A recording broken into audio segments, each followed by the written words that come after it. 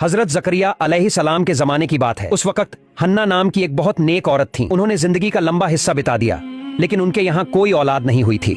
फिर एक दिन उन्होंने अल्लाह रब्बुल आलमीन के सामने हाथ उठाकर दुआ की, या अल्लाह, मेरी उम्र तो अब निकल चुकी है, लेकिन मेरे यहाँ कभी कोई औलाद नहीं हुई। मैं तेरे दरबार में मन्नत मांगती हूँ, अगर तू मुझे एक औलाद अता कर दे तो मैं उस बच्चे को तेरे घर बैतुल मुकद्दस की खिदमत के लिए वक्फ कर दूंगी। कुछ अरसे बाद अल्लाह ताला ने हन्ना को एक औलाद अता की। हन्ना बहुत खुश हुई, मगर ये खुशी ज्यादा देर तक ना टिक सकी, क्योंकि जब उन्होंने बच्चे को देखा तो मालूम हुआ ये तो एक लड़की है। लड़की को देखकर हन्ना का दिल दुख से भर गया। उन्होंने रोते दिल से फिर अल्लाह से कहा, या अल्लाह, मैंने तुझसे मन्नत मांगी थी कि अगर तू मुझे औलाद देगा तो मैं उसे तेरे घर की खिदमत के लिए वक्फ कर दूंगी, मगर ये तो एक लड़की है। मैं इस लड़की को बैतुल मुकद्दस की खिदमत के लिए कैसे दूं? वहाँ के खादिम तो एक लड़की को कबूल भी नहीं करेंगे। हन्ना की ये दुख भरी दुआ सुनकर अल्लाह रब्बुल आलमीन ने उन्हें तसल्ली दी। ऐ हन्ना, क्या तुम इसलिए गमगीन हो कि तुम्हारे यहाँ लड़की हुई है, जबकि तुम लड़का चाहती थी? सुन लो, ये लड़की एक आम लड़की नहीं है। इसका मकाम बहुत ऊंचा है, ये बहुत से मर्दों से भी बढ़कर है। और जहां तक बैतुल मुकद्दस की खिदमत की बात है, इसकी फिक्र मत करो, तुम इस बच्ची की परवरिश करो।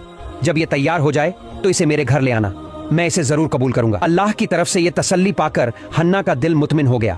उन्होंने अपनी बेटी का नाम मरियम रखा और फिर अल्लाह से दुआ की, या अल्लाह, मरियम को और उसकी नस्ल को अपनी रजा के लिए कबूल फरमा ले और उन्हें शैतान के हर शर से महफूज रख। हन्ना ने मरियम की 7 साल तक बड़ी मोहब्बत से परवरिश की। उस जमाने में बैतुल मुकद्दस के इमाम हजरत जकरिया अलैहिस्सलाम थे। जब मरियम 7 साल की हो गईं, तो हन्ना उन्हें लेकर हजरत जकरिया अलैहिस्सलाम के पास पहुंची।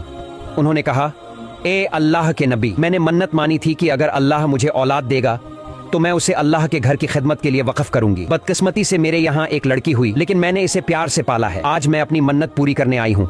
बराए करम इस बच्ची को कबूल करें और इसे बैतुल मुकद्दस की खिदमत में शामिल करें। हजरत जकरिया अलैहिस्सलाम ने तमाम खादिमों को बुलाया और उनसे कहा, तुम में से कौन है जो इस बच्ची की परवरिश की जिम्मेदारी लेगा? जब सबने मरियम के चेहरे को देखा तो उन्हें उसमें नूर की एक झलक दिखाई दी। हर कोई मरियम की परवरिश की जिम्मेदारी लेने को बेताब हो गया। जकरिया अलैहिस्सलाम के दिल में भी मरियम की परवरिश की तमन्ना थी, क्योंकि मरियम की खाला उनकी बीवी थी।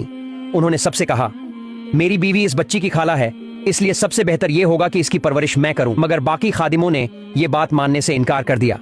उन्होंने कहा, ए जकरिया, हम सबके दिल में इस बच्ची की परवरिश की ख्वाहिश है। ये वजह है कि इसकी खाला तुम्हारे घर में है, तुम्हें इसका हक नहीं दे सकती। हजरत जकरिया अलैहिस्सलाम ने देखा कि सब लोग मरियम की परवरिश करना चाहते हैं। इस हालत में एक उलझन पैदा हो गई। तब हजरत जकरिया ने कहा, देखो, हम सब चाहते हैं कि इस बच्ची की परवरिश करें, तो क्यों ना हम इस फैसले को अल्लाह रब्बुल आलमीन के सुपुर्द कर दें। वही हमारे बीच सही फैसला फरमाएंगे कि मरियम की परवरिश कौन करेगा। फिर उन्होंने एक तरीका बताया, आओ